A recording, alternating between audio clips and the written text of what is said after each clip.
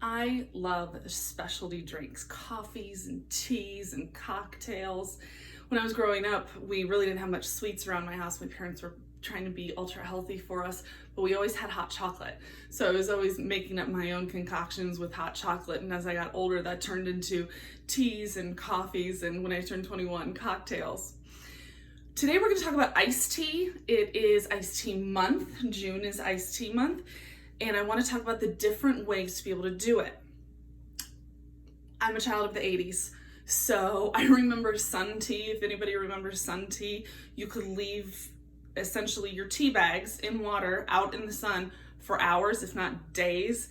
And what we saw is that's really not very safe. I don't know if you ever took those tea bags out after several days. They get funky and that's not very safe. So I'm going to show you the safe ways to do it, and also I would say quicker ways. And these are just with better teas. You want to treat them better too. So first of all, when you are in a hurry and you want to get the tea made and you want to drink it then, and you don't want to have it sit overnight in the refrigerator, you're going to do what we call the hot brew or the traditional method.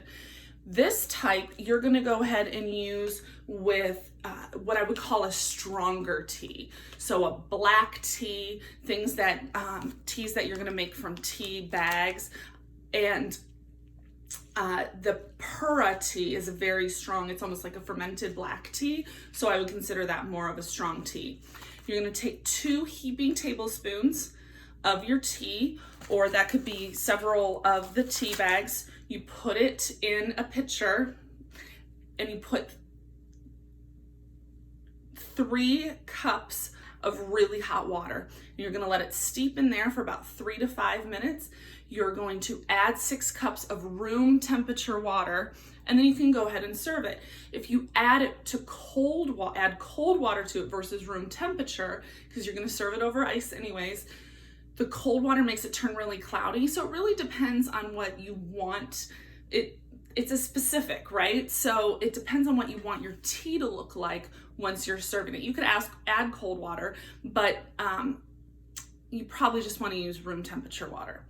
And then for the more delicate teas, so I would call a delicate tea a white tea, a green tea. You can get some beautiful green tea citrus type of mixes, or an herbal tea. I would try the cold brew method. So give it more time to develop and to open up and to get tasty.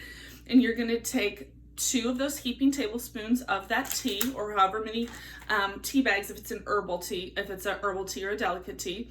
You're going to add 1 cup of hot water. So 3 cups here, 1 cup here, 1 cup of hot water. Let it sit there for 2 minutes, and then go ahead and add your cold water. Usually about 2 tablespoons of loose leaf tea. You're going to add the 1 cup plus 6 or 7 cups of cold water. That's going to sit overnight for about 6 to 12 hours in your fridge, and you will be safe to drink it. You want to definitely take the leaves out before you serve it, of course, and then we're going to be okay to serve. So always take the leaves out before you serve, whether that is from the cold brew method or from the traditional or the hot brew method. Then my favorite, because it's so incredibly elegant, is I call it the cocktail method. So I live in Las Vegas and I am a party girl through and through. So you're going to take your cocktail glass, and I have this one filled with beautiful ice. Doesn't have to be beautiful ice, it just needs to be ice. So it's all cold. You will notice to this method, we are only using hot water. That's why we want to use so much ice. So with this, you're going to use the 2 heaping tablespoons, and then you're going to really get it concentrated. And you're either going to, one way to concentrate the tea is to leave it longer, so let it sit for 5 to 8 minutes, or you're going to put less water and more tea leaves. So with this one, this has been sitting for a while. Let me pull out the tea here. This is a passion fruit black tea, so it's got a really nice sweet to it from the passion fruit with the black. I really do like my teas, my iced teas, with more of a fruit to it. That way I find I don't add too much sugar, if any sugar at all. So With this, I have taken my tea. We've got the leaves in it. I'm gonna take it and I'm gonna put it either, this is gonna be my cocktail shaker. This is what I had available at this moment. I'm gonna go ahead and put in the tea. You can siphon, get rid of the tea leaves first, or you can just go ahead and leave them in there. As you can see, I was able at my very first pour to be able to get very little tea leaves. And then I'm gonna shake it. So I took this really hot tea, shake it like a cocktail. And you're gonna see this nice, beautiful, frothy, reminds me of a delicious cocktail I'd get on the Strip.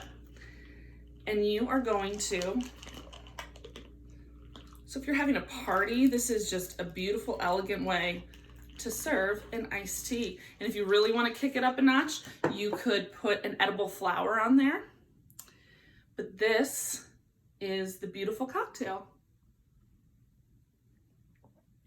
And it's ice cold, it's refreshing, it's got that really nice fruity flavor to it. And if you wanted to turn this into a cocktail, I would just add either a vodka flavor that complements the tea itself. So this one is passion fruit, so maybe add a little peach or something tropical for a vodka flavor, or I would even just add regular vodka. Try to play more on the flavors and not the fact that we're getting inebriated. Cheers.